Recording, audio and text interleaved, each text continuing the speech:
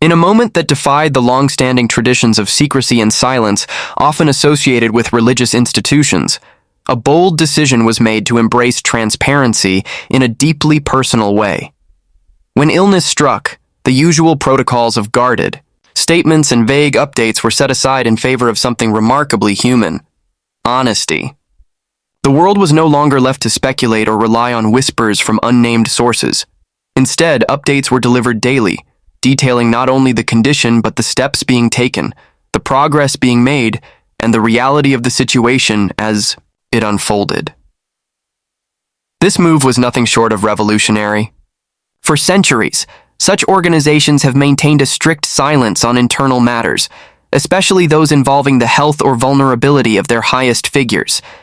It was a carefully cultivated mystery, designed to protect the image of strength, continuity, and divine infallibility. But this decision upended that narrative entirely. No longer was the leader seen through a distant and idealized lens. Now the figurehead became deeply relatable, not immune to illness, not removed from struggle, but a person navigating a difficult path with clarity and openness. What made this gesture so powerful was not only the act of sharing, but the timing. The illness in question was serious: double pneumonia, a condition that carries significant risks, especially for someone advanced in age. Rather than shrouding the situation in euphemisms or distracting the public with unrelated news, the institution chose truth. It chose to bring people into the moment, to invite them to witness the fight, and to offer them something profound: the ability to connect, to empathize, and to pray with knowledge rather than guesswork. The reaction was immediate and deeply emotional. Across the globe, people expressed not only concern, but appreciation. For many, it was the first time they felt truly included in a moment of such magnitude. The usual feeling of distance between public and leader was broken down, replaced with something intimate. People didn't just read about the condition, they felt it. They watched the updates, heard the tone of urgency and hope, and responded with messages, vigils, and even collective moments of reflection. It became a shared journey. This transparency also sent a broader message about leadership and vulnerability. By openly acknowledging a state of physical weakness, the institution inadvertently offered a lesson in strength. It showed that to lead effectively does not require hiding pain, but confronting it. It demonstrated that dignity does not come from denying reality, but from walking through it with grace and fortitude. It modeled a kind of courage that isn't about bravado or denial, but about facing the truth with eyes wide open and still choosing to move forward. Furthermore, it disrupted the pattern of misinformation and speculation that often fills the void when facts are withheld. In the absence of official updates, rumors tend to swirl, each more dramatic than the last. But with consistent, credible information being released directly, that cycle was broken. The public wasn't left to guess or worry based on conflicting reports. They were given something rare in today's world: clarity. And in that clarity, they found reassurance, even in the face of difficult news. The implications of this approach extended beyond the moment itself. It set a precedent, a new way of thinking about how institutions relate to the people who look to them for guidance. It said, in no uncertain terms, that truth matters, that even in traditions steeped in ritual and hierarchy, there is room for authenticity, and that by sharing the truth, even when it is uncomfortable, leaders can forge a stronger bond with those they serve. In many ways, it was a turning point, one that challenged the old playbook and introduced a new chapter defined not by perfection, but by presence. A presence that said, "You deserve to know." A presence that refused to hide behind closed doors and instead opened them wide, revealing not just a condition or a struggle, but a deep trust in the people watching. And that trust, once given, inspired something even greater in return: unity. In a world increasingly marked by division and polarization, there are few voices that call for unity with both moral clarity and unwavering compassion. These calls are not grounded in abstract ideology, but in a deeply human understanding of dignity, empathy, and the urgent need for inclusion. They challenge individuals and institutions alike to look beyond labels, status, or doctrine, and to see instead the common threads that bind all people together. The heart of this approach lies in the recognition that every human being deserves to be seen and valued. Time and again, this principle has been reinforced through words and actions aimed at those on the margins of society: the poor, the disenfranchised, the misunderstood, and the rejected. Rather than reinforcing boundaries, the goal has always been to dismantle them. The message is simple yet radical. No one is beyond the reach of love, no one is too broken to belong, and no one should be excluded from the table where decisions are made and community is built. This perspective has been especially impactful in its outreach to groups long alienated by religious or societal norms. Whether addressing people of different faiths, sexual orientations, or socioeconomic backgrounds, the stance has always been one of welcome and dialogue rather than judgment. This inclusive philosophy doesn't ask people to abandon their identities. It asks them to come as they are and be part of a larger healing conversation. In doing so, it invites both individuals and institutions to evolve, not by losing their foundations, but by rediscovering the essence of their purpose. The moral. Clarity of this approach extends into global affairs where silence can often be complicity. When war, injustice, or exploitation occur, the response has never been lukewarm or politically calculated. Instead, it has been bold and morally anchored, consistently reminding the world that the plight of the suffering must never be ignored. Whether speaking on behalf of refugees, victims of war, or the impoverished, the message has remained unwavering. Their pain is not someone else's problem. It is a call to conscience, a challenge to act, and a reminder that every policy or action must be weighed by its impact on the most vulnerable.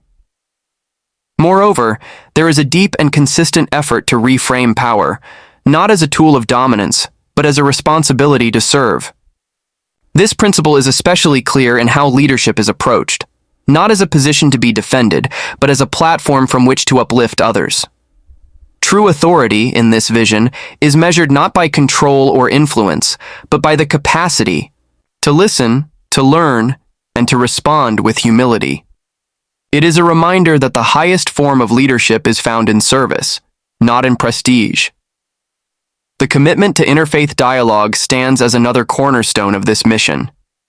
In an era when religious tensions can easily be inflamed for political or ideological gain, the consistent effort to build bridges instead of walls has had profound implications. Encounters with leaders of other religions are not mere formalities.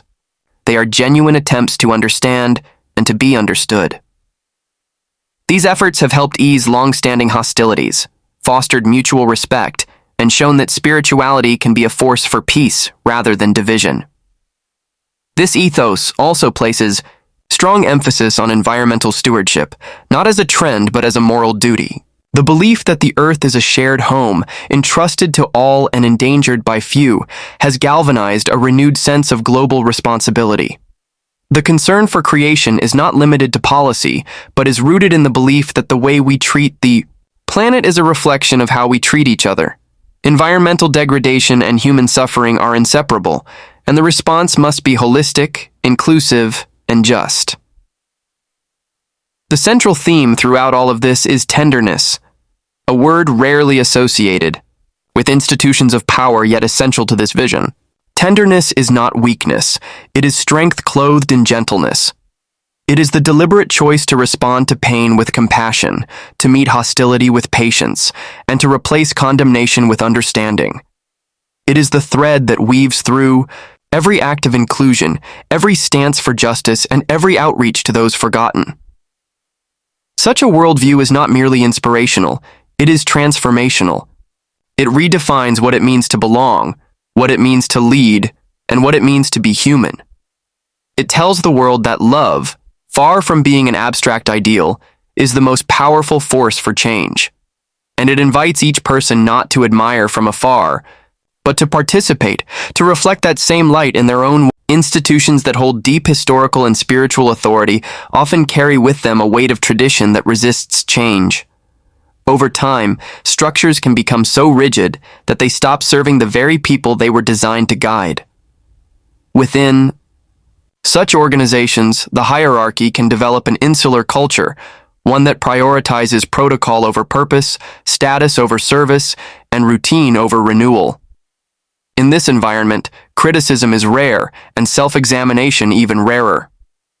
Yet, occasionally, a voice from within emerges, not as a critic from the outside, but as a reformer from the heart of the institution, willing to confront its flaws head-on. Such moments are not easy.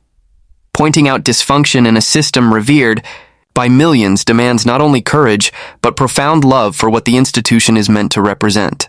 The intention is not destruction, but purification. It begins by acknowledging that bureaucracy, when left unchecked, can become a spiritual hazard. What starts as a necessary system to support mission and ministry can evolve into a machine that consumes energy without producing grace. Titles become shields, meetings become rituals, and ambition replaces humility. One of the most damning issues often exposed in these moments is the culture of gossip, seemingly small but corrosive at its core. It creates factions, undermines trust, and breeds fear. Rather than open dialogue, people speak in whispers. Rather than collaboration, competition festers. In any spiritual community, this kind of toxicity doesn't just damage relationships, it erodes the soul of the institution. Calling it out is essential. It's a reminder that integrity in leadership must be matched by integrity in conversation, and that no reform is possible if words continue to wound in silence. Equally dangerous is the obsession with power. In places meant to model service, the hunger for control can twist purpose into politics. Decisions become about influence rather than inspiration, and individuals climb hierarchies not to shepherd others, but to rule over them. When leadership becomes a contest rather than a calling, the organization loses its moral compass. In such an environment, the original mission fades into the background, replaced by internal jockeying and personal ambition. Exposing this lust for power is not an act of rebellion, it is an act of responsibility. Another critical concern is spiritual complacency. When those tasked with guiding others become disconnected from their own sense of calling, a dangerous stagnation sets in. Rituals continue, words are spoken, but the fire is gone. What remains is a form of religion that is hollow, performed out of habit rather than conviction. This spiritual lethargy is particularly alarming in leadership, where passion and authenticity are not optional but essential. Naming this condition, though painful, is an invitation to renewal. It calls leaders back to the source of their inspiration, back to the humility and service that should define their role. At the heart of this bold internal critique is a desire for accountability. Not the punitive kind that shames or isolates, but the kind that uplifts and restores. True accountability is rooted in truth-telling. It says, we can only be who we claim to be if we are first willing to confront who we have become. It requires those in power to listen, not defensively, but reflectively. It asks them to look beyond their titles and ask harder questions about impact, trust, and integrity. There is also a call for a more human structure, one that values relationships over regulations. Such a vision sees leadership not as a pyramid, but as a circle where wisdom is shared and voices from the margins are heard. It understands that the future of any spiritual community depends not on how well it preserves its systems, but on how boldly it loves its people. Reform, in this sense, is not merely structural, it is relational. It is about creating spaces where honesty is welcomed, vulnerability is honored, and transformation is always possible. These truths, spoken from within, carry a particular weight. They cannot be dismissed as external attacks or misunderstood critiques. They are the confessions of someone who has seen both the glory and the decay, and who longs for something purer, something truer. The goal is not perfection, but authenticity. Not appearance, but substance. And it is in this relentless pursuit of integrity that the most powerful transformation begins, not just for an institution, but for every soul it seeks to serve. There are moments in history when a voice rises not to command, but to invite, a voice that does not impose answers, but instead awakens questions within the human heart. Such a voice speaks of hope, not as a vague emotion, but as an active, daily decision. It calls on individuals, regardless of background or status, to become participants in healing the fractures of the world. This is not a grandiose task reserved for the elite or the powerful. It is a deeply personal and accessible mission, offered to anyone with the courage to respond. At the center of this invitation is the belief in the transformative power of small acts. Rather than focusing on sweeping revolutions or unattainable ideals, it insists that change begins with the individual, with the way one listens, the way one forgives, the way one chooses to show up in the lives of others. It calls for what has been described as a revolution of tenderness, a phrase that may sound poetic but is rooted in fierce resolve. Tenderness in this context is not softness or weakness. It is the strength to remain kind in the face of cruelty, to meet indifference with attention, and to answer injustice with integrity. This way of living challenges the prevailing culture of indifference. In a world saturated with noise, distraction, and self-interest, it is easy to become numb to the suffering of others. News cycles race by, tragedies are reduced to headlines, and empathy erodes beneath the weight of constant information. Against this backdrop, the call to be present, to truly see others, to feel with them, to act on their behalf, becomes radical. It is a rejection of apathy and an embrace of moral responsibility. Moreover, the vision does not rely on ideal circumstances. It does not demand that one be free of fear or uncertainty before acting. Instead, it encourages action precisely because of those fears. In doing so, it reveals that courage is not the absence of fear, but the decision to move forward despite the world, full of conflict, inequality, and despair, may seem overwhelming. But when each person does what they can, when they become, as it is often said, bright candles in the darkness, the collective light grows impossible to ignore. Central to this call is a deep respect for human dignity. Every person, no matter how broken or overlooked, has a place in this vision. There is no hierarchy of worth, no qualification that determines who deserves love, compassion, or justice. This radical inclusivity insists that each life holds value, that every story matters, and that no one should be left behind in the pursuit of peace and healing. It is a quiet but relentless challenge to systems that dehumanize and divide. The message also emphasizes listening, truly listening, as a revolutionary act. In a time when debates are often louder than dialogue and opinions are formed before understanding is sought, the practice of listening becomes sacred. Listening creates space for empathy. It builds bridges where walls once stood. It allows people to enter each other's experiences not as enemies or strangers, but as fellow travelers on a shared journey toward justice, healing, and community. In the end, calling individuals to action, the message never pretends the road is easy. It acknowledges the difficulty of choosing compassion in a world that often rewards cruelty. It understands the temptation to withdraw, to protect oneself from the emotional toll of caring. But it also insists that the cost of indifference is too high. That silence in the face of suffering is a form of complicity, and that each person has more power than they realize. Power not in dominance, but in presence, not in wealth, but in willingness. The invitation is deeply personal. It asks each listener to examine their own life, their own relationships, and their own daily choices. How do they treat those who are unseen? How do they respond to pain that is not their own? How do they use their time, their voice, their energy? The answers to these questions, lived out in the quiet details of everyday life, become the true measure of character and the foundation of any lasting transformation. In this way, the message is not a sermon, a lecture, or a demand. It is a call, a gentle, persistent call to remember what it means to be human. To remember that the world does not change because of titles or declarations alone, but because people choose to love when it's hardest, to speak when it's riskiest, and to act when it would be easier not to. And in that choice, again and again, something extraordinary begins. The journey through these keynotes reflects something far greater than individual reflections or isolated actions. It reveals a blueprint for meaningful change rooted in honesty, humility, compassion, and shared humanity. What emerges is a vision of leadership and service that doesn't rely on perfection or authority, but on the power of presence and the courage to tell the truth. Whether it is choosing transparency over secrecy, inclusion over exclusion, reform over comfort, or love over indifference, the thread that binds it all is a commitment to authentic transformation. These principles are not limited to religious institutions or spiritual leaders.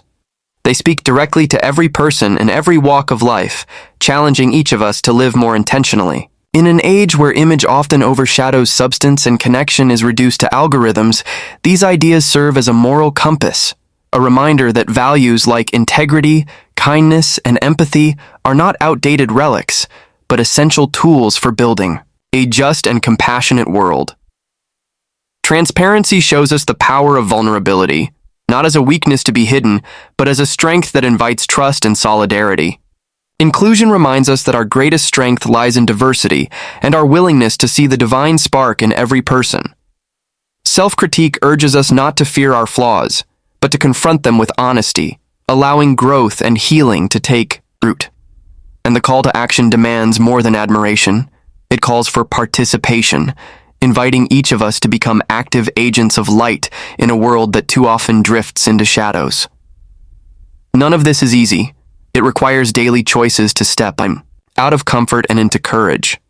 It asks us to hold our institutions, our communities, and ourselves to a higher standard, not out of judgment, but out of love. And while the path is demanding, it is also deeply fulfilling, because it aligns us with something larger than ourselves, a collective movement toward dignity, justice, and hope. In the end, what matters most is not how eloquently these ideals are spoken, but how earnestly they are lived.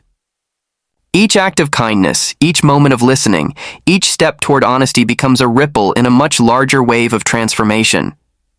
And when enough people embrace these values, not perfectly but sincerely, then the world begins to change, not through force, but through compassion. That is the legacy worth building.